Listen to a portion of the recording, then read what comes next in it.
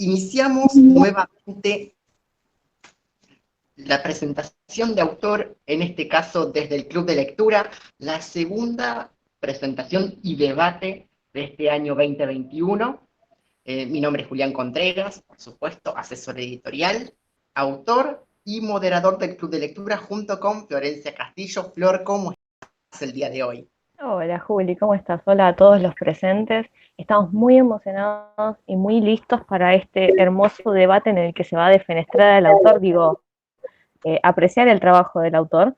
Así que vamos a tener una charla muy interesante, libre de spoilers y después un debate completo donde vamos a poder hablar con detalle de todo lo que ha pasado en Existencia Bífida. Excelente. Y justamente es Existencia Bífida, el libro que tengo aquí, que tomé prestado, por supuesto, del autor Federico Cerventi, a quien tenemos con nosotros y muy gustosamente se hizo un tiempo para estar junto con el Club de Lectura. Fede, ¿cómo estás? Bien, Juli, como siempre, encantado de estar con vos, de estar con ustedes, también con Flor, participar de estos encuentros, estos debates, siempre es un placer y por hacerme el tiempo es un poco cómico a mí que tampoco tuviera cientos de actividades que hacer el sábado a la tarde lluvioso. Sí, sí, justo hoy coincide con una temporada de lluvias donde no hay excusa para ausentarse de este debate, por supuesto, y además ir preguntándote cuestiones como ¿qué te pasó cuando te enteraste de que serías, junto con Andrea Rojas, una de las dos lecturas de este mes de enero? Son las dos lecturas que inician este nuevo ciclo 2021 y son obras bastante contundentes. En tu caso, ¿cómo reaccionaste? Espero, por supuesto, de manera positiva. No, la verdad, bueno, siempre estar en una lectura conjunta en el club de Ariel es todo un honor, todo un placer, y más con siempre lo dije, pasó con una autora de la calidad de Andrea, que siempre desde que leí Sacre a finales del año pasado me dediqué digamos, a elogiarla y venerarla como autora, a reconocerla. Para mí es la verdad de lo que leí independiente, nacional, es de lo mejor, y mismo el libro de cuentos que leímos en el primer debate, tanto en sus calidades innegables, lo dije en el debate y lo vuelvo a reafirmar aquí, la verdad es algo muy interesante cómo trabajan, me gusta el modo en que construyen las historias, la dedicación que tiene y la forma poética y profunda en que emplea las palabras y en que habla de diversos temas. Me parece que cumple lo que por lo menos yo espero a veces en la literatura, es que sea temática, ¿no? Que empiece a hablar de cuestiones a partir de lo que exhibe, sin decirlo directamente, porque para eso se hace un ensayo, y, y que abordándolos desde esa perspectiva pueda, bueno, dar a uno una nueva visión, y mismo que genere un debate, si no da una respuesta, por lo menos que siempre una pregunta. Absolutamente, y creo que nos parecieron muy pertinentes esas elecciones que hicimos desde el club, porque tu obra también tiene esas cuestiones filosóficas y temáticas, pero ante todo, para todos aquellos que por ahí se hayan sumado a este debate, en la parte sin spoilers, por supuesto, si nos podéis dar una breve presentación, más allá de la sinopsis que ya tenemos en la contratapa, acerca del universo con que nos vamos a topar en Existencia Eh, Bífida.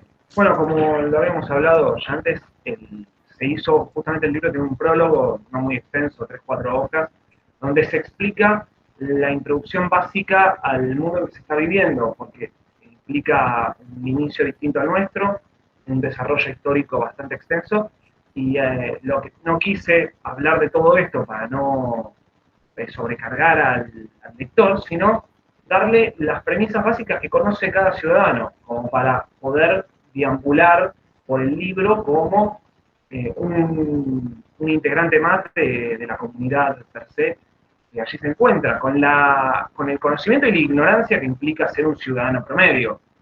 Y luego que el libro, en su universo, vaya exhibiéndolo. Como sabemos, habla de un universo donde la raza humana está dividida en 3 etnias, claramente marcadas, diferenciadas, y que se ve que hay una distinción muy clara incluso de a qué se puede dedicar cada uno, de cómo debe trabajar cada uno. no es una diferencia menor. Y en tal caso, lo que ocurre es que el protagonista, que se dice que pertenece a una raza, pero no es del todo claro, que es un personaje ultra racional, forma parte de una de las temáticas que presenta por lo menos este primer libro, que es el grupo de cazarrecompensas, la banda de asesinos, que va tomando trabajos de distintas personas, de distintos postores, que van requiriendo de servicios que trascienden la legalidad. Obviamente a eso se van dedicando las personas con atributos físicos más destacados, como lo menciona el prólogo. Y bueno, este personaje integrando este grupo tiene un evento especial que pasa en los primeros 2 o 3 capítulos, donde él habla de un modo, incluso no habla, sino que lo expresa en su forma, de un modo de manejarse ultra racional, donde la lógica prima por sobre todo lo demás, donde estudia y analiza cada eventualidad que lo trasciende con un asidero racional, ¿no? Analizando incluso un vínculo, el por qué vincularse con alguien y qué fruto puede haber de ello. Y el primer capítulo que exhibe en estos primeros capítulos es que se cruza con algo irracional, que él no puede fundar y no puede explicarse, que intenta usar todos los argumentos que tiene la lógica y no puede encontrarle una respuesta. Y ante eso, bueno, empieza a verse asediado por lo que es absurdo y bueno, en este enfrentarlo va a tratar de respondérselo desde sus herramientas y bueno, va a empezar a descubrir. Obviamente el libro no se centra solo en él, sino que se va expandiendo a todo el grupo que lo rodea, a las personas que va cruzándose y ya más a la segunda parte del libro se va abriendo al universo y a un montón más de personajes y un poco a la temática de cómo se vive, ¿no? Porque el universo se divide en 5 ciudades específicas, por lo menos el asentamiento humano ahí conocido, y cómo se maneja cada ciudad. Empezamos a ver gente de otras ciudades y de las culturas que bien marcadas y bien diferenciadas entre una u otra por, bueno, el tipo de población, el tipo de producción económica que tienen y cómo se han ido enlazando, más que nada por quién se ha ido instalando ahí. Excelente, un mundo muy elaborado que lo planteaste de una manera muy interesante, bastante completa. En esta oportunidad incluiste un prólogo de naturaleza muy explicativa, lo cual es muy interesante porque nos permite acceder a esta suerte de mitología previa al universo que construiste. Voy a preguntarle a Flor si tiene algo para comentar o relevar en esta parte sin spoilers, recordamos. Siempre sin spoilers, por supuesto. Algo que me gustaría agregar a todo esto y también preguntarle al autor es la base de cómo está generado este universo en sí. Se puede asimilar o se puede comparar bastante con el universo de, para quienes hayan leído Las Reliquias del Creador. En cierto modo veo como algunos paralelismos o algunas similitudes de ambos libros. ¿Cómo fue el proceso de ir pensándolo, de ir diferenciándolo de tu otra saga, como para tener algo completamente diferente? Lo que me pasó fue que cuando arrancó dije, bueno, quiero crear mi propio mundo de cero, pero no solamente, bueno, los eventos, sino tener una idea cabal y patente de cada evento significativo de este mundo, desde el origen del mundo, desde el origen de la vida, hasta que la vida se organiza y empiezan a trabajar, empiezan, bueno, a vivir en comunidad y a diferenciarse unos de otros. El proceso fue pues lo estuve armando durante un largo tiempo, todo este mundo, y una vez que llegué a este punto de la historia, sentí que era en realidad no sentí, sino que ya tenía la idea del grupo de recompensas, del protagonista, y me pareció que lo más fuerte era situarlo en este punto de la historia. Justo cuando me pasó fue que dije, bueno, empiezo a hablar de esto, y todo lo anterior, ¿qué hago? ¿Lo resumo? ¿No lo resumo? Me pareció más indicado dejarlo a modo de incógnita y que la misma historia de a poco lo vaya revelando, porque hay personajes que, como bien menciona el prólogo, vienen o trascienden de muchos años atrás, que son los gobernantes, que se habla de esto de los gobernantes inmortales en una tierra de mortales, de gente que que no muere y que al pasar tanto tiempo y tantas generaciones, las personas empiezan a asumirlos como, bueno, los reyes divinos, los que están ahí, que son distintos y ellos vienen a salvarnos.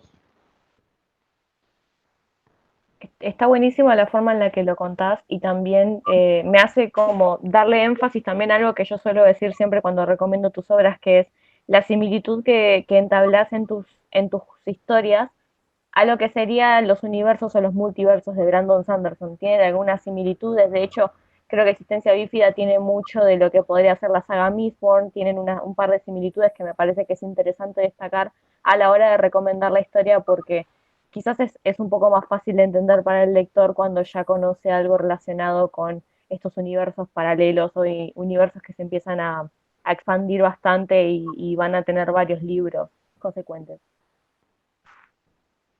Sí, pues, la verdad no leí precisamente el universo de Midsommar, no, así no podría decir que me basé en eso, pero sí, como introducción yo traté de hacerlo lo más ameno para que nadie, sin importar de qué género proviniera, se sintiera aturdido o avasallado por lo que fuera el exceso de información, sino que fuera fundado y explicado aparte eh, desde causas culturales, desde causas sociales, de índole que son comunes a todos en el día a día, que nadie puede conocer o no advertir. Ya, está buenísimo. Me siento muy ofendida de que no hayas leído mismo, igual. Pero bueno, eh, este no es el momento para hacerte sentir mal. Me encanta la idea de que haya tenido un prólogo este libro también, que nos explique un montón de cosas relacionadas al universo, como para que uno ya entre sabiendo y teniendo un poco de conocimiento de lo que es la historia. ¿Qué le dirías a la gente que, bueno, que todavía no te leyó, que todavía no tuvo la oportunidad de leerte? ¿Cómo sería la forma de introducirlos a este universo, a la saga Julie Cronos?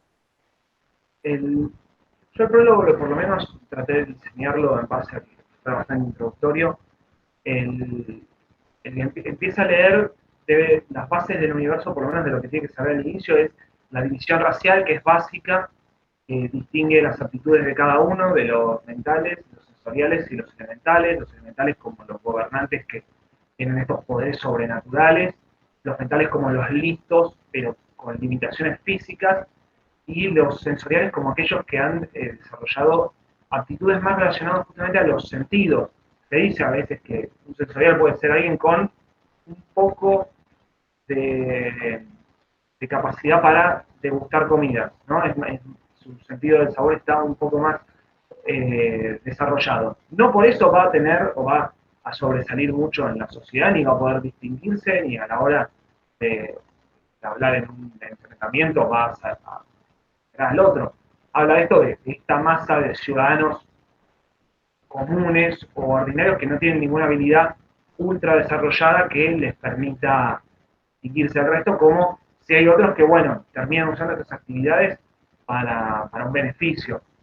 Después igual la historia se expande y hay actividades, porque hay algunos que son mejores para lo que es indumentaria, eh, para la medicina, cada uno se va especializando y mismo el mercado va llevándolos a las distintas actividades que nos van demandando, pero lo central sería divisiones raciales y entender un poco esto bueno, de los gobernantes eternos y de este mundo carente de un sistema educativo, carente de un sistema de salud como tenemos acá, gratuitos, acceso para todos, y donde es más similar a lo que uno podría tener en el siglo XVIII, siglo XVII, donde uno tiene que sustentarse por sí mismo, con un gobierno cuasi totalitario, y donde debe buscar los medios de supervivencia, donde la ilegalidad es muy grande y el mundo se centra mucho en esta marginalidad que trata de sobrevivir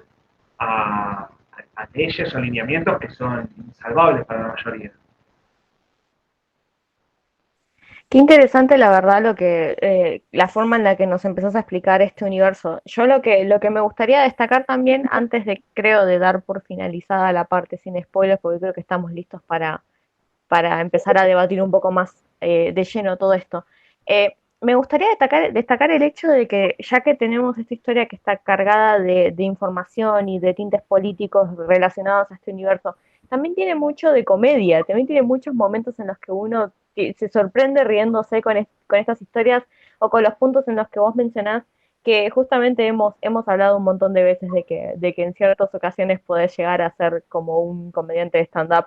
Y la verdad que está buenísimo, habiendo visto tu primer libro y habiendo visto cómo fue la evolución de que te sintieras más cómodo como para empezar a meter un poco más de chistes, un poco más de momentos en los que quizás uno se relaja a la hora de ir leyendo algo tan complejo. Me parece que también es destacable eso. No sé si Juli quiere agregar algo más.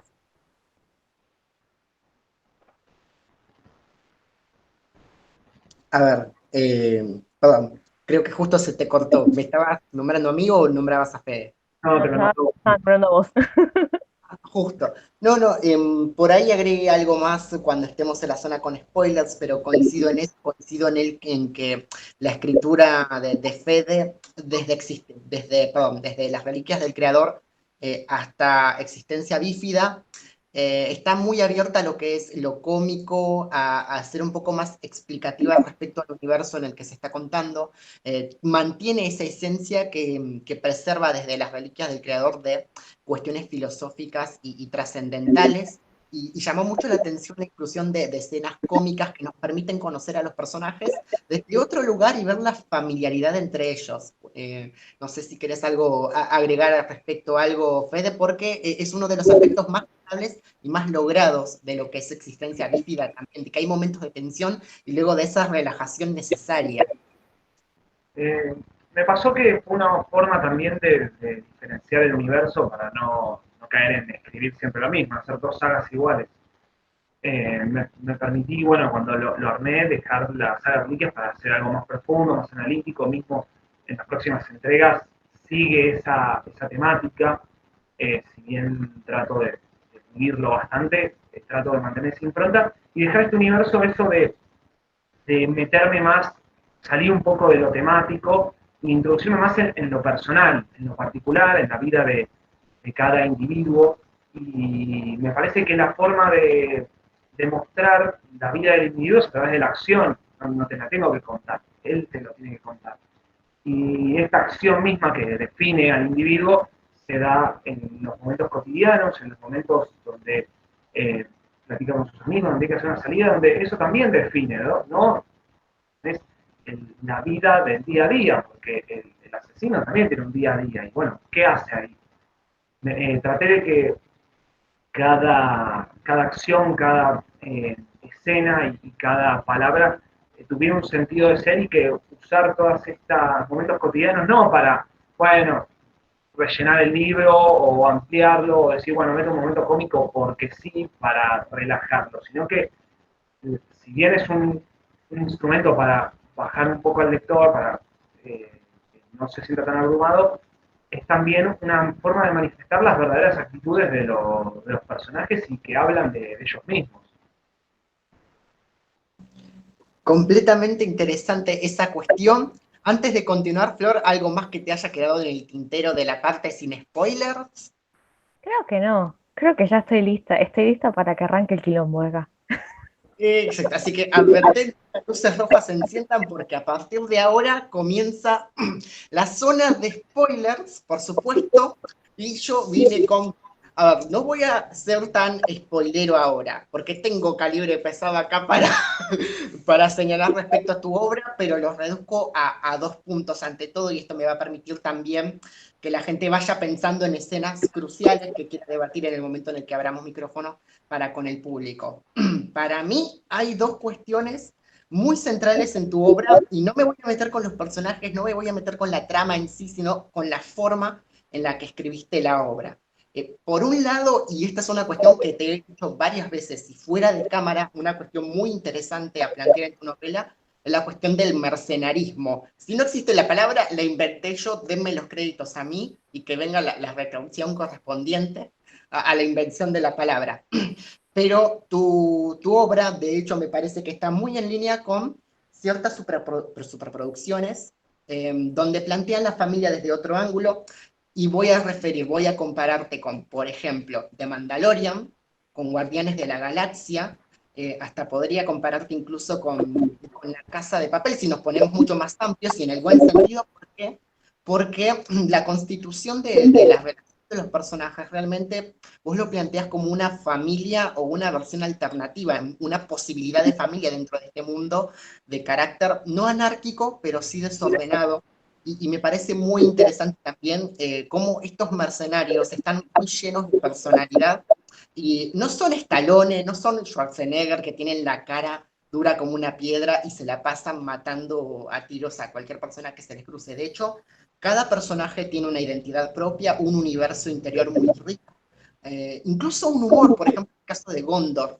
Y es interesante también plantear cómo se ven a sí mismos los mercenarios, cómo ellos también tienen un código dependiendo de la agrupación y del clan, ¿no? Pero en el caso de los protagonistas, cómo hay un código de familia o de cuasi familia, lo cual me parece muy interesante, porque está la contraparte, que algo que marqué también es la contraparte de, bueno, la familia biológica o la familia nuclear como la concebimos aquí, por lo menos en este presente en tiempos de democracia, se ha desintegrado por completo. A lo largo de la obra, en más de una ocasión, hay personajes que se preguntan, ¿qué diría mi padre o qué habría dicho mi padre si me viera haciendo esto? Lo cual me parece muy interesante porque eso marca una ruptura total con el pasado de la familia nuclear y hasta cierto punto y en cierta medida cada uno de ellos tiene la posibilidad de elegir su propia familia o ser fiel a determinadas convicciones. Entonces me parece un punto destacable la cuestión del mercenarismo, y de cómo eso excede al cazarrecompensas que mata o asume trabajo solamente por dinero. Hay una cuestión de compañerismo. Hacerte esa primera pregunta de si eso lo tuviste premeditado desde el primer momento o eso se fue dando a medida que ibas desarrollando los personajes.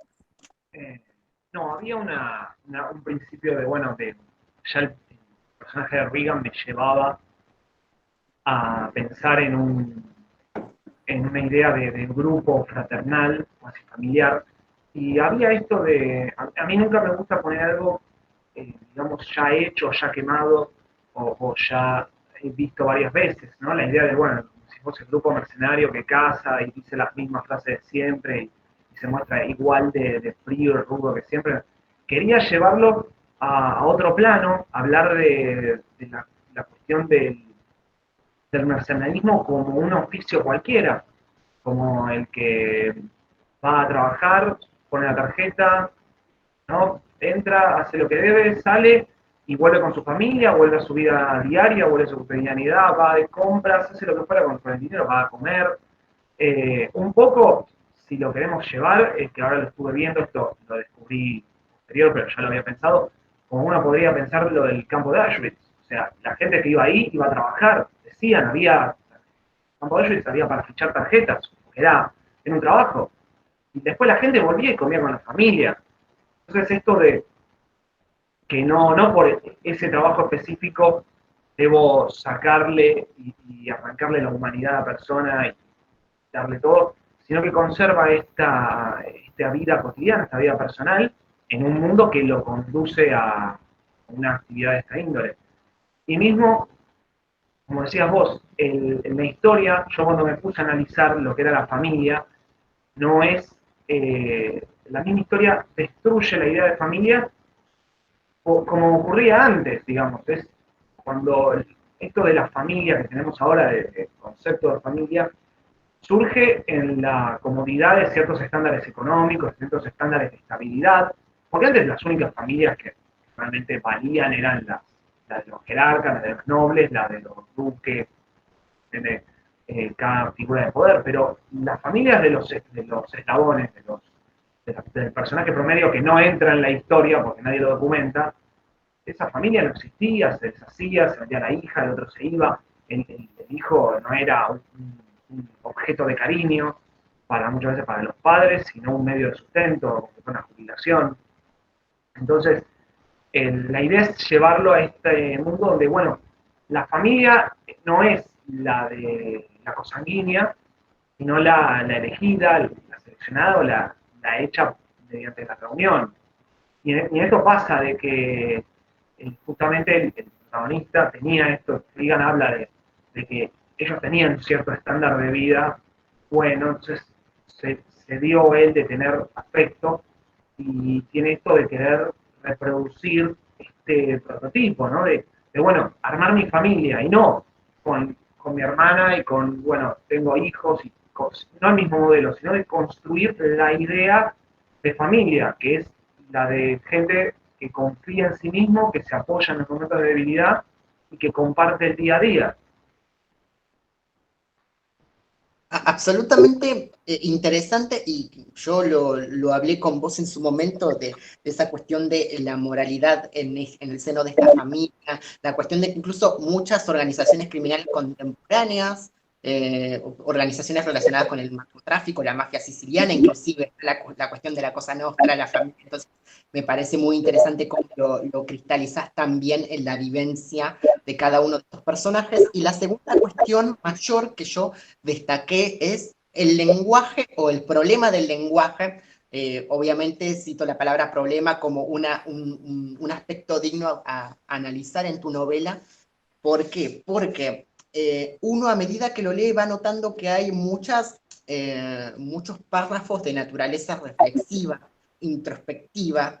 Si alguien te dice, esta novela habla de mercenarios, uno esperaría acción pura y sin sentido, y sin embargo le das mucho hincapié al universo interior, especialmente de parte de Feral, pero aparte utilizás un lenguaje muy interesante, muy rico, muy barroco, si lo tengo que definir en una palabra, y yo a medida que lo leía no pude evitar pensar justamente en el barroco español, e hice esta analogía, ¿no? De que justamente si tiro así una cosa intelectualoide como para enaltecer más la novela Existencia Líquida, ¿no? Pero es muy importante destacar que el barroco y el lenguaje del barroco, de los poetas barrocos, se desarrolló en una época de suma conflictividad donde el protestantismo estaba en conflicto con el catolicismo y los modelos de nación también estaban en conflicto entre los republicanos, el modelo de nación republicana, y el modelo de nación de la monarquía absolutista. En ese tiempo de tensiones donde todo el tiempo la gente sospechaba de que el rey tal vez no era un portador de la voluntad de Dios, se gestó esta cuestión del barroco no solamente como una propuesta estética, sino también incluso filosófica, llena de claroscuros en los cuadros de la época de Europa, y me pareció muy interesante pensar tu novela como una experimentación del barroco, y que ese lenguaje barroco que estás desarrollando en tu voz narradora es necesario para rendir cuenta de la zona oscura, la dimensión interior de los personajes, pero también de todo lo que no comunican, porque ciertamente, y creo que en el caso de Feral está más acentuado, es la cuestión del conflicto de la comunicación. Me parece una paradoja muy interesante que la persona a quien le cuesta más comunicarse, o una de las personas a las que les cuesta más comunicarse, es con su exactamente igual, o es con el propio Reagan. Entonces es interesante cómo el narrador es capaz de rendir cuenta de un montón de cosas que por lo menos a Feral le cuesta comunicar, y de hecho la comunicación es un punto central, aunque es un punto central para mi análisis, para el análisis que hice yo, y es interesante hacer una relectura examinando los diálogos, examinando, por ejemplo, hay un momento cómico donde un personaje no se anima a decirle a otro lo que siente. También es interesante cómo se sigue problematizando el lenguaje, y el único que parece tener la panorámica completa es la voz narradora, que primero está a salvo de ese mundo, por supuesto, pero también le interesa la cuestión de la oscuridad interior de cada uno de los personajes. Me pareció muy interesante cómo acá tu escritura muy completa, y que hiciste una gran demostración en tu primera novela, está mucho más instrumentada al servicio de lo que a los personajes por ahí no expresan nunca en su vida cotidiana. Sí, la idea era no dejar estos cabos sueltos. A mí me gusta, normalmente el que me conoce sabe, me gusta más sobreexplicar que dejar el silencio y dejarlo a interpretación. Si bien hay cosas que trato a veces de dejar más abiertas, a mí me gusta que esté fundado y que se comprenda el mensaje. No me gusta que después está bueno que uno haga especulaciones. No me gusta que viva la especulación y que el mensaje central no alcance a nadie. Y esto de la comunicación es importante, mismo como decís vos, que resaltás de Feral, cuando aparece él, por lo menos en sus primeras apariciones durante la primera sección, hay textos, párrafos muy pesados, ¿no? Cansinos para el lector, donde él de una idea hace 10, 20, 30 reglones, eh, dando la vuelta, analizándola, reviéndola. Y la idea era de esto, de generar al lector ese mismo cansancio, esa misma pesadez que produce esto de la sobrereflexión, ¿no? De tomar un tema, pensarlo, repensarlo, repensarlo, repensarlo, darlo vuelta las veces que sea necesario para tratar de abordar a una conclusión y luego repensar esa conclusión, ¿no? Cómo es cansador, es una tarea agotadora, fatigante, y la idea es que justamente se manifieste no solo a través de la lectura, sino también de la sensación, ¿no? Que genera leer algo a veces tan pesado o tan intrincado. Y después sí, esto de las comunicaciones, traté de que, como lo habíamos hablado en la presentación, cada diálogo que enunciara el personaje tuviera un sustento en su historia.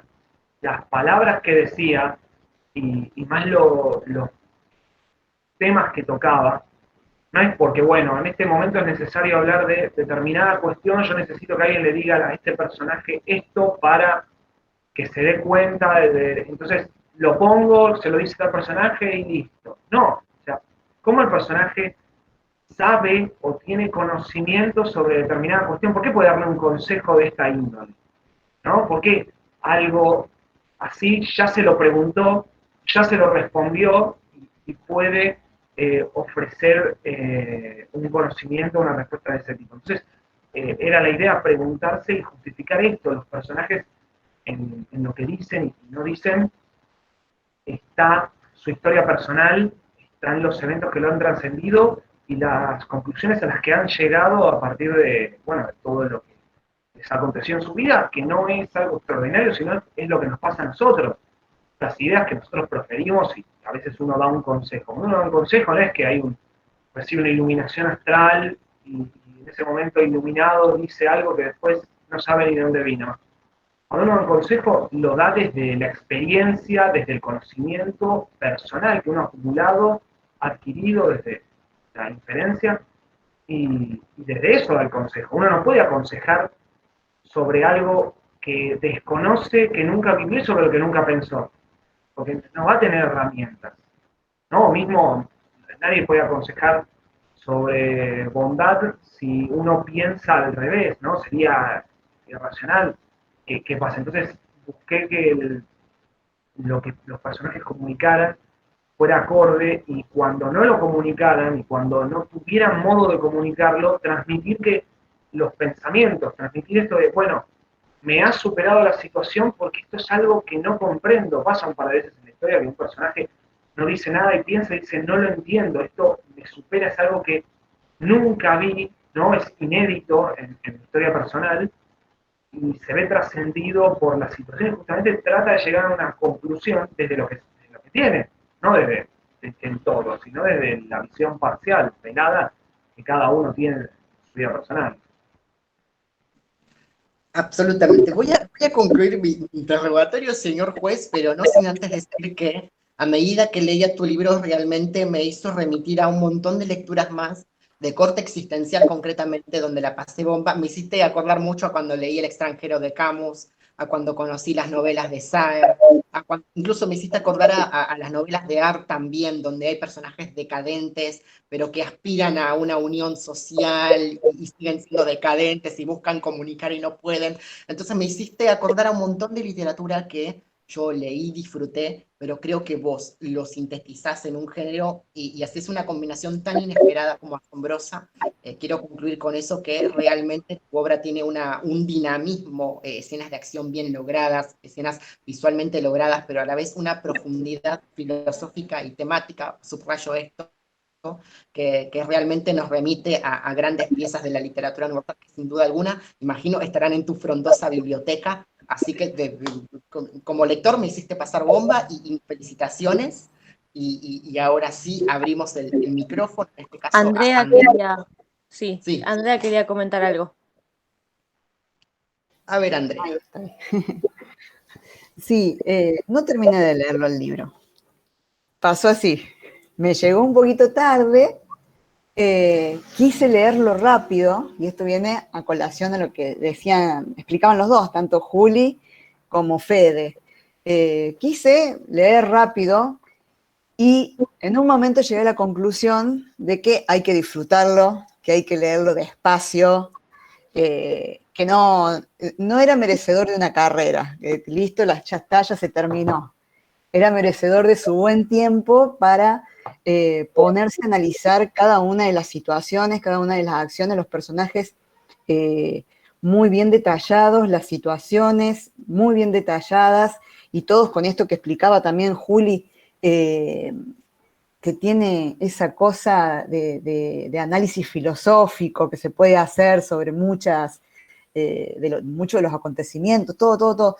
En un momento dije, no, o sea, no puedo creer que todo esto, más lo de las reliquias, todo esto en esa cabeza, tantos mundos en la cabeza de Fede, digo, oh, cómo me gustaría poder directamente leerle la mente a este chico, porque la verdad que el género fantástico no es un género que yo pueda seguir, o sea, primero que soy muy lenta para leer, tengo que leer despacio para comprender y demás, y bueno, el género fantástico, como es toda una cuestión, un mundo que se crea, tiene sus propias reglas de juego, sus propias lógicas, entonces como que uno tiene que abstraerse un poco e imaginarse todo eso, entonces no merecía una lectura rápida.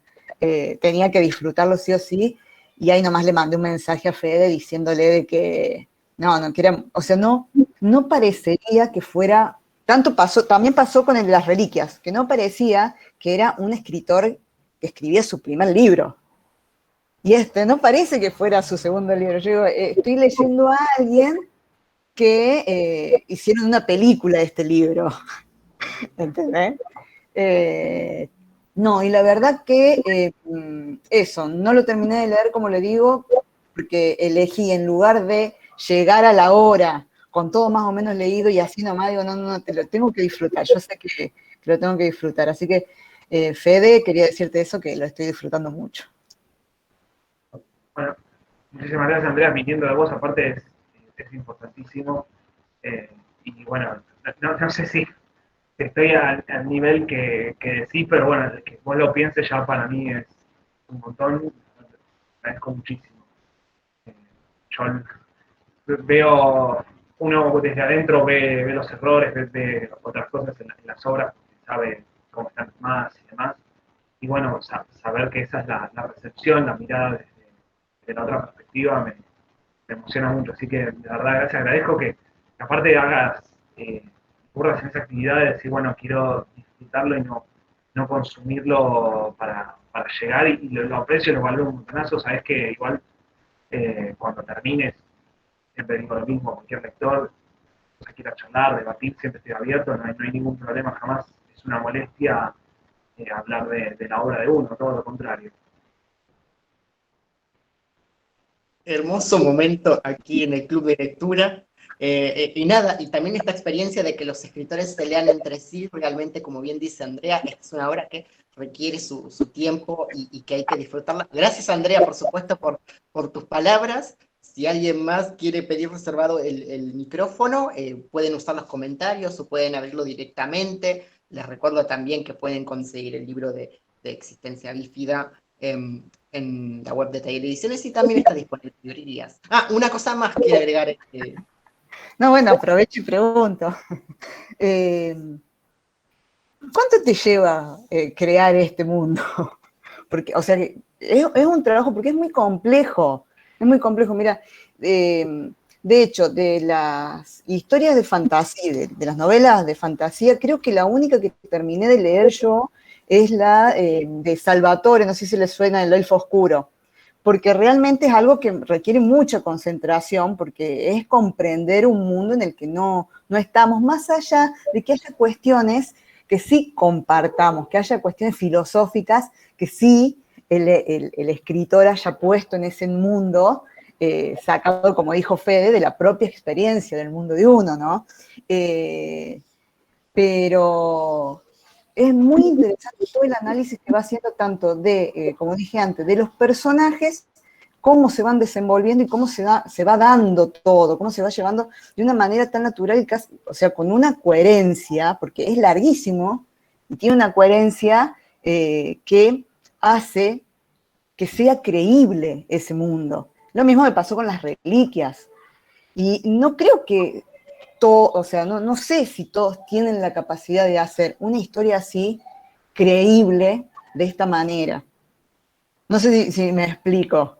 O sea, se nota que requiere trabajo. Bueno, otra vez gracias. Son muchas cosas bastante fuertes, ¿no? Un componente, una carga bastante importante en los elogios.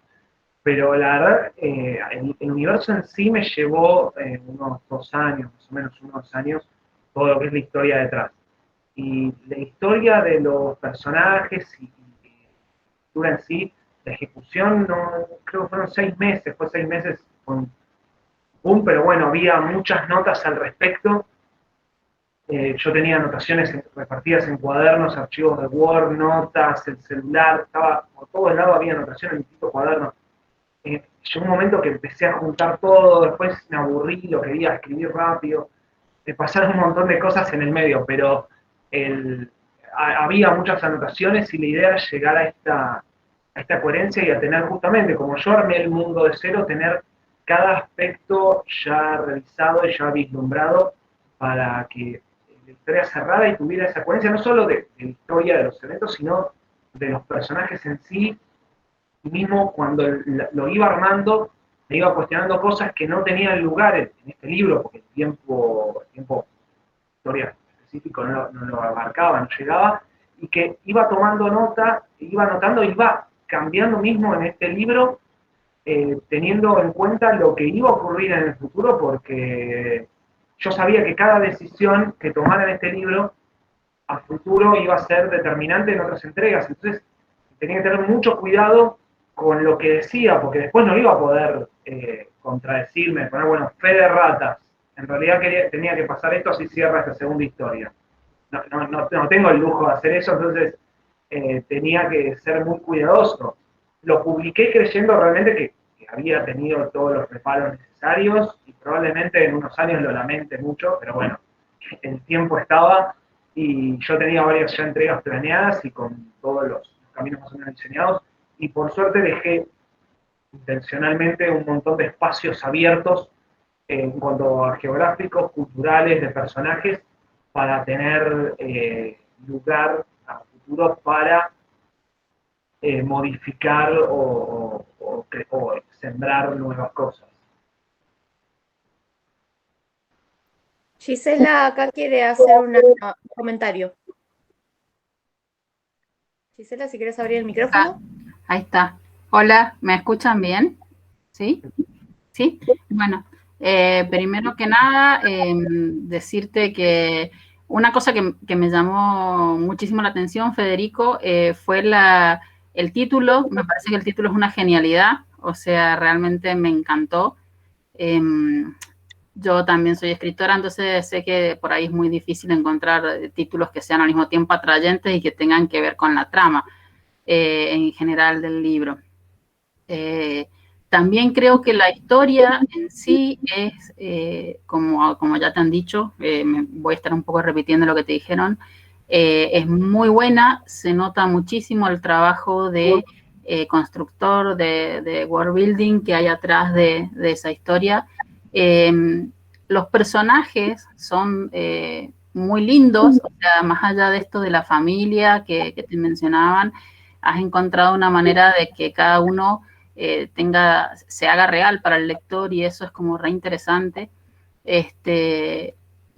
Por ejemplo, se nota también ahí el trabajo, como te digo, del constructor de mundos, pusiste mucho detalle en describir los personajes sin ser pesados, pero cada uno tiene una particularidad. Por ejemplo, estamos hablando sin en la parte que podemos spoilear, ¿cierto? Entonces, por ejemplo, el color del cabello, si la persona es más fornida o menos fornida, el uso de la máscara.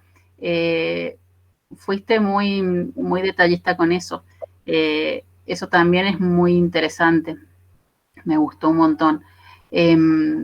Después noté como un cierto tipo, ¿no? En estas, se me fue el nombre, creo que el clan de las ciudades del eje, creo que era, que son como, que son chicas con cuchillos, que manejan muchos cuchillos, como un tipo de estética anime en la descripción, ¿no? Del personaje, de los personajes, anime, manga, ¿no? Pero ese tipo de estética japonesa que también le sumó un plus. O sea, en sí diría que es una novela súper visual. No sé quién dijo recién que parecía como estar leyendo una película. Realmente es muy visual y es muy fácil imaginársela, lo que va ocurriendo. Ahora, yo te voy a ser sincera, ahora viene el pero. Yo sí tuve problemas con el lenguaje del libro. Creo que tenés muchísimo potencial. Realmente es difícil escribir fantasía, difícil construir mundos.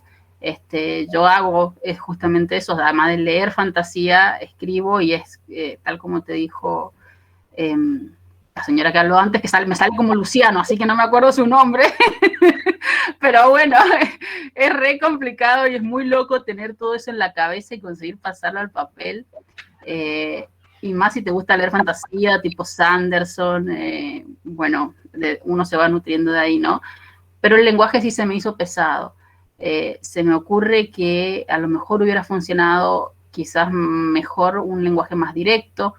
Más allá de que se entiende esto que vos decías, que querías transmitir estas elucubraciones, ¿no? Que tiene Feral y que están perfectamente logradas, el lenguaje tiene algunos errores de tipo, llamémosle ya más formal, de la parte gramatical y demás, que hacen lenta la lectura, va como en contra, ¿entendés?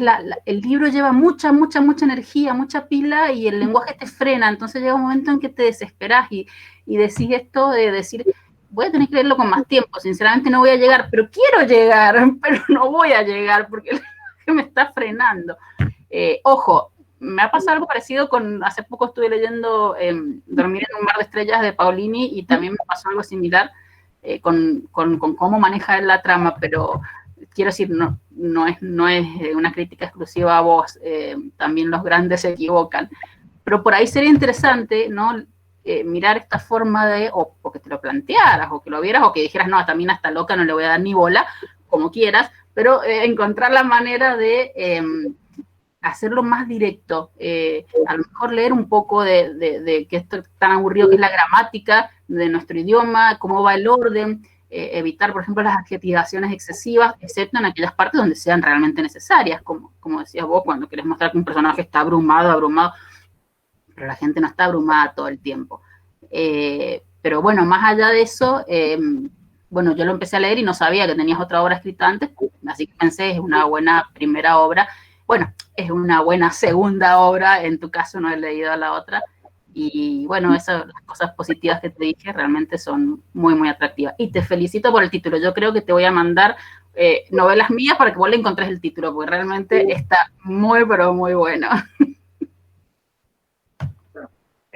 Bueno, muchas gracias, Gisela, y gracias por haberte sumado a la lectura. Bueno, agradezco lo del título, sí, fue una búsqueda, no estaba buscando, me costó mucho encontrar la palabra para definirlo. A veces el el idioma escasea determinados conceptos que uno quiere, le gustaría que haya una palabra que lo exprese. Lo más cercano fue, bueno, encontré esto del de la lengua de la serpiente, que, bueno, daba cuenta de esta impronta de lo partido, ¿no? De lo dividido en dos. Después, el vocabulario había sido algo que intenté trabajar. Se ve que todavía, por suerte, me falta muchísimo por recorrer, de volverlo más directo. Si bien, como dije, las partes del protagonista es intencional un poco esto de jugar con la pesadez, siempre queda por revisar, porque nosotros somos bastante pulcro con lo que es el lenguaje de revisarlo, incluso he tomado algunos cursos respecto al tema, cuando estaba acá. Pero bueno, no, es algo siempre a tener en cuenta y siempre se evalúan esas correcciones. Es más, Existencia se hizo en base a un montón de correcciones que me hicieron con la primera obra y que tuve muy en cuenta a la hora de cómo narrarlo. Siempre igual el tema de la adjetivación y de determinadas construcciones, a veces a mí, por lo menos a mí me simpatiza ese modo de escribir para dar una impronta clara y tangible de las sensaciones, de los eventos, más que nada la descripción emocional, que a veces caigo mucho, que es tan compleja, porque no es algo material, estamos hablando de inmaterial, y bueno, ahí ya empiezan a jugar un montón de aspectos que nos trascienden y que son ultrapersonales en muchos casos. Pero bueno, la verdad te agradezco mucho por todo lo que dijiste, por las críticas también, siempre son, recuerdo, bien recibidas y más para tenerlo en cuenta para futuras obras, de cómo abordarlo.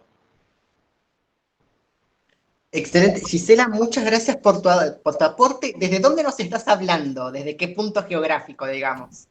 De Mendoza. Se me nota mucho. No, justamente porque de hecho en nuestra interacción con el club, nosotros estamos hablando, por ejemplo, desde Buenos Aires, Andrea, la mujer que habló antes, nos está hablando de Córdoba, entonces también este club permite que muchas personas de diferentes puntos se conecten y realmente nos enorgullece que hayas participado. Gracias por tu comentario y realmente justamente el objetivo del club de lectura es señalar algunas cuestiones dignas de debate, por supuesto. Y continuando con perdón por decir presentación varias veces, con este debate, además, la obra cuenta con comentarios de otras personas, dos personas maravillosas, que son Flor y Alison, de Gamas de Azul, y una persona execrable que se llama Julián Contreras. Pero también preguntarte por esa cuestión, Fede, por los paratextos, pero antes quisiera pedir que una de las prologuistas, si se puede llamar así, justamente Gamas de Azul, Ali, si quiere y si puede abrir el micrófono. ¿Querés? ¿Podés? Estoy viendo en la pantalla. Porfis, no me hagas quedar mal. Gracias. Hola, ¿cómo están?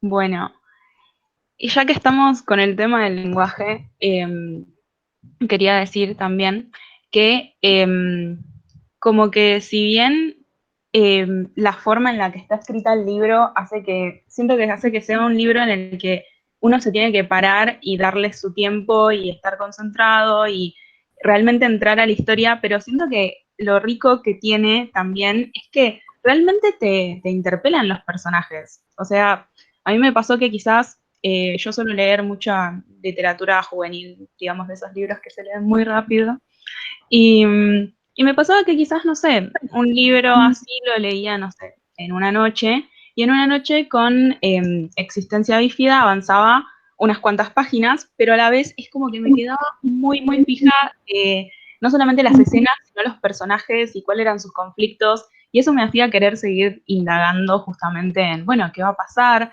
Se va a dar cuenta de tal cosa, porque claro, uno como lector siente que la tiene re clara sobre cuestionamientos que se hacen los personajes. Entonces eso me gustó un montón, que me sentí como muy acompañada por la historia. Así que, bueno, siento que ese sería como un plus que le da el tema bueno, que necesite un poco más de tiempo, pero a la vez como que me pareció interesante, una lectura diferente. Bueno, gracias Alison. La verdad te agradecí mucho también el comentario que hiciste al inicio del libro.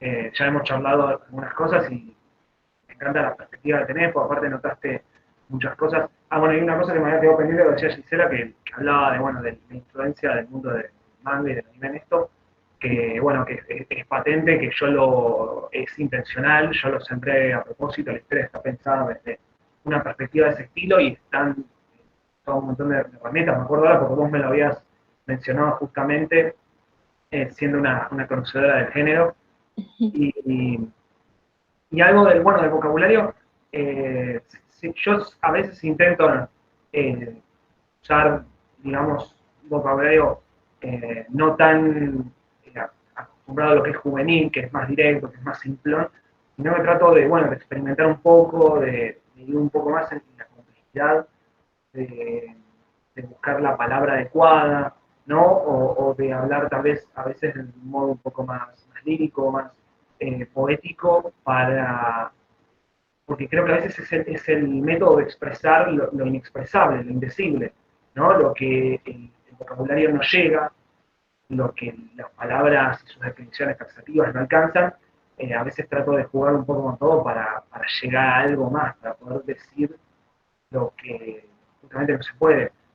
Después que se logre o no, es una cuestión del lector y una cuestión del lector de que llegue y que pase. Uno intenta un montón de cosas y después el lector define, juez y jurado y determina lo que ocurre.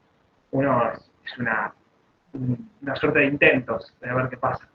Pero bueno, me alegro que lo hayas podido disfrutar. Mi idea también era, cuando planteé el grupo, era centrar una atmósfera de acompañamiento, ¿no? Donde el grupo como que te integrara a él, como que vos en algún momento pudieras sentirte parte o partícipe de informaciones, de las reuniones, de las pláticas y de lo que iba ocurriendo entre ellos, ¿no? De hacer esta